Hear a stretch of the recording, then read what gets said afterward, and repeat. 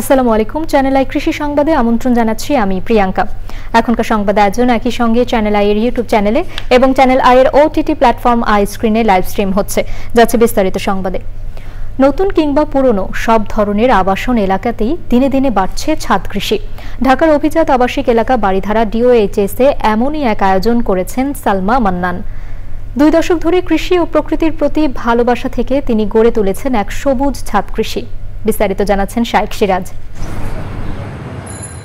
2 দশক আগে এই 6তলা বাড়ি নির্মাণ করেন সালমা মান্নানের পরিবার।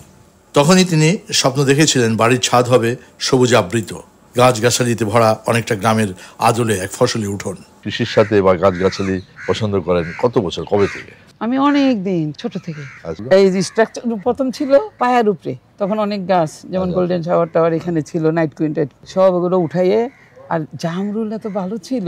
এবার মানুষের কইছে না ফুলকপি পাড়ায় মেরে ফেলছে, এখানে আমি করায় 20টা চারা লাগাইছিলাম। আচ্ছা আচ্ছা, ওগুলো খাই এই যে আলু পাতা লাগাইছি, আবার সবাই দিতে পারি।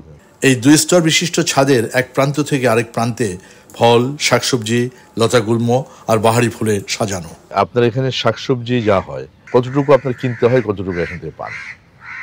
যেমন শাক ঠিক তো সবাইকে দিতে, কয়দিন খাবেন, কয়দিন খাবো, হয়তো একটুখানি বুনলেই তো অনেক হয়, লাল শাক অনেক হয়, আপনার নিজের তো হয়ে যায়, আবার দেওয়া যায়। সবুজ এই উদ্যোগে সাড়া মিলেছে প্রতিবেশীদেরও। ছাদের উপরেও এমন এক অরণ্য গড়া যায়, তা এখানে এসেই পাওয়া গেল। সালমা মান্নানের নিজস্ব আগ্রহ, উদ্যোগ থেকে এটি সম্ভব হয়েছে। শুধু তাই নয়, তিনি তার এখানকার উৎপাদিত শাক সবজি, ফলমূল আত্মীয় স্বজন প্রতিবেশীর মাঝে বিলি করেই অনেক বেশি আনন্দ পান।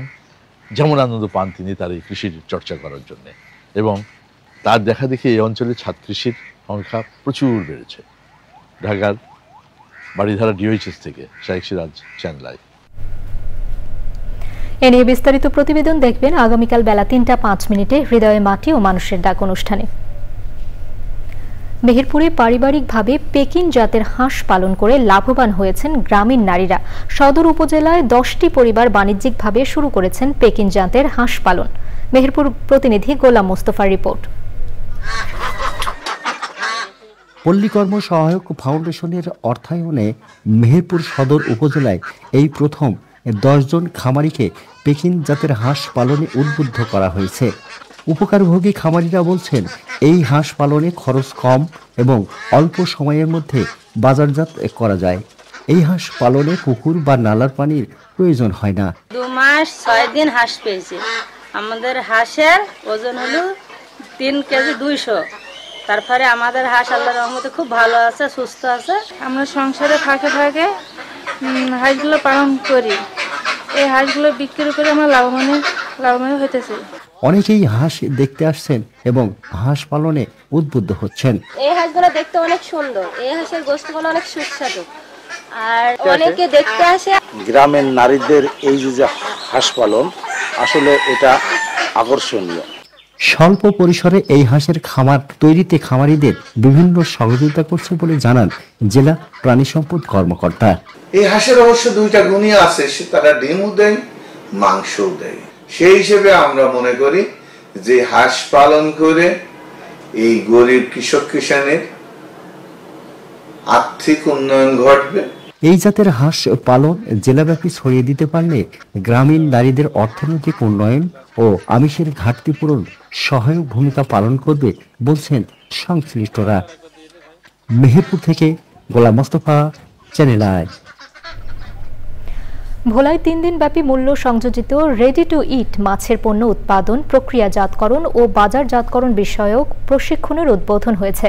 প্রধান অতিথি ছিলেন বাংলাদেশ কৃষি বিশ্ববিদ্যালয়ের মৎস্য বিজ্ঞান অনুষদের সাবেক dean professor doctor AKM Naushad Alam. বিশেষ অতিথি ছিলেন PKSF এর উপব্যবস্থাপক মেহেদি হাসান ওসমান।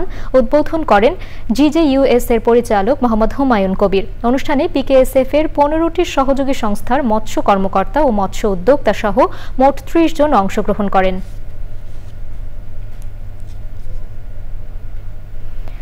কৃষি সম্প্রসারণ অধিদপ্তর ময়মনসিংহের আয়োজনে মাশরুম চাষ সম্প্রসারণে পুষ্টি উন্নয়ন ও দারিদ্র্য হ্রাসকরণ বিষয়ে আঞ্চলিক সেমিনার হয়েছে।